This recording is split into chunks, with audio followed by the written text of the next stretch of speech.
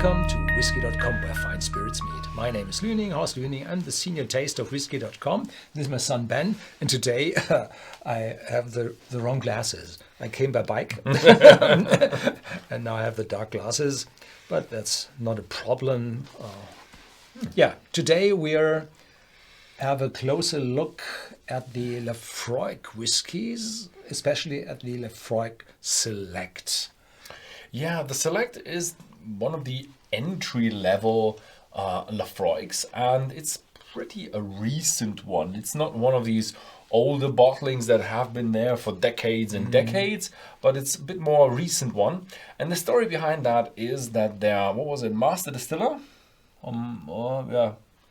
High up at the distillery, I walked around and he had still some cask, quarter cask, PX casks, triple woods from European casks, and he actually then married them together and matured them finally 6 months in new American oak, so virgin American oak. And that gave him a nice recipe, and he called it Select.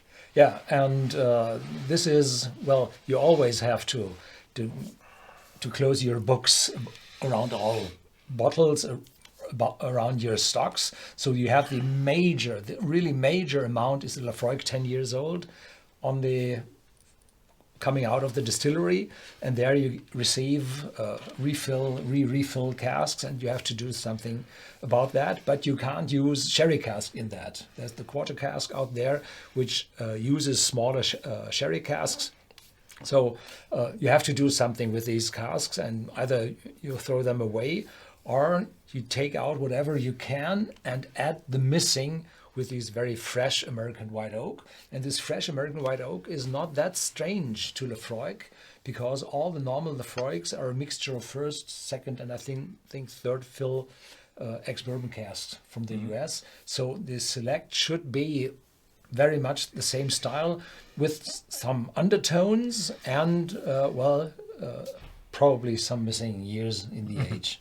Because it is cheaper. It's below 30 here in Central Europe, so it's not that expensive. Yeah, but still, I think also the new fresh American oak, I think they will give it a good amount of kick to it as well. Yeah. So I think, yes, you could compare it a little bit to the 10, but I would say there are probably some big differences. Yeah, so the major style with this extreme smokiness should be there. Yes, that's the thing. Laphroaig is really, really, really, really smoky, and with the age, wow, that's a good cork. With the age, you get less smoke in it. So if you have like a really expensive Ian Hunter, what was that, 30, 40 years old? Yeah, 30 years old, I think. That has less smoke just because it just tends to fade out.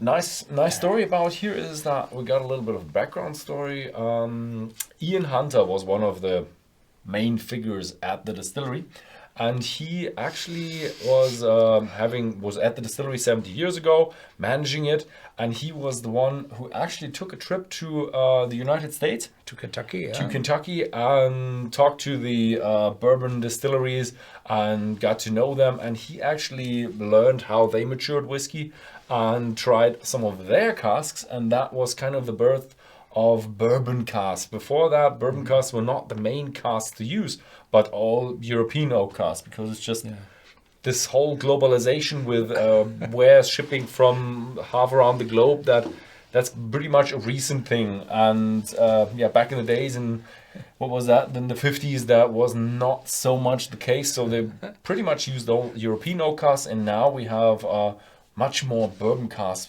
in. Yeah, and the funny thing in history is Laphroaig was then bought.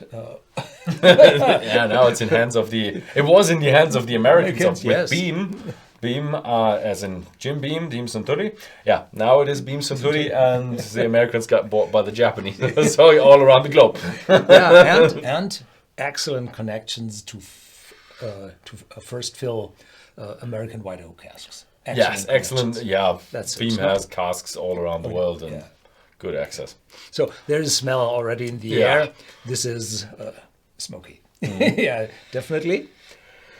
And It is strong, but not overwhelming.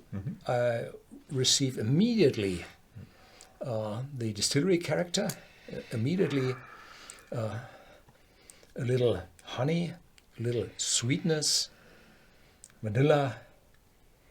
So the cask is there, yeah. And well-rounded, yeah. Not that stinky phenolic extreme. No, this is all right. Yeah. So, what I always love about Laphroaig is the smell of the smoke.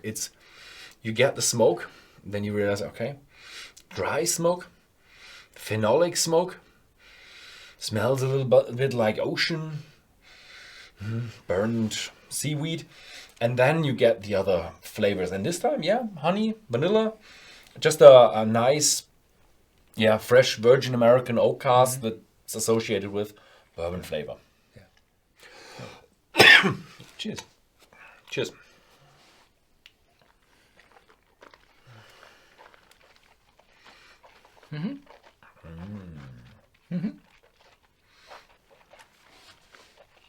There it is. There is an oaky note in it. Definitely strong oaky note. Intermingling with this honey, light, fruity notes in between. And in the aftertaste, this is licorice. This is sweet, lightly bitter juice. Oh, this is massive in the aftertaste for a Laphroaig. This is typically not that intense in the aftertaste.